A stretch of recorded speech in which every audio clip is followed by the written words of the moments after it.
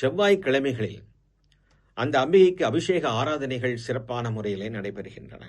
உங்களுடைய பிரார்த்தனைகள் எதுவாக இருந்தாலும் செவ்வாய்க்கிழமை அன்றைக்கு இந்த லலிதாம்பிகை அம்மன் திருக்கோயிலுக்கு விஜயம் செய்து அந்த அம்பிகைக்கு அபிஷேக ஆராதனை செய்து செவ்வரளி மாலை சாற்றி சிவப்பு வஸ்திரம் சாற்றி பொங்கல் போன்ற நிவேத்தியங்கள் எல்லாம் படைத்து அம்பிகையை வழிபட்டால், துர்க்கை அம்மனை வழிபட்டால், விஷ்ணு துர்க்கை அம்மனை வழிபட்டால் செவ்வாய் தோஷம் பரிபூர்ணமாக நீங்கி ஆனந்தமான வாழ்வாமையும். பிரிந்த கணவன் மனைவி சேருவார்கள். கருத்து வேறுபாடு, மனசங்கடம், விவாகரத்து போன்ற போட்டிகளிலே இருக்கக்கூடியவர்கள், பிரச்சனைகளிலே இருக்கக்கூடியவர்கள் அதிலிருந்து விடுபட்டு ஒற்றுமையாக வாழக்கூடிய வாய்ப்பு கிடைக்கும்.